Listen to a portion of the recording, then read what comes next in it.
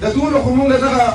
دا هلال روډ چې زمونږ دی د 125 کال نه دغه خپله جالۍ چې جوړه کړې ده په سمونو خلک هغه د دې سیند نه هغه راویستی دی ریسکیو کړی دی موږ مخکې هم ویلي دي اوس هم دا خبره کوو زه خو دا وایم چې د سوات ریسکیو ډبل 1 ډبل 2 چې دی دا د دې هلال دی د دې چیف کې دی د دې مشر کې چې یو سړی په خپل اپنې مدد آپ کې دی هر څه ریسکیو کوي نو چې داسې مخلصه کس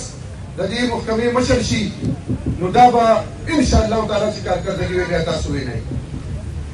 بله دا عزتمند مدیر ورله زموږ صدارتي رواج پکار دی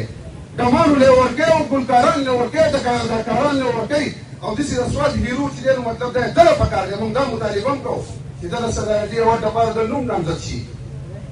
عزتمندو خبرې ډېرې دي غارمم دي ملګري بس کړي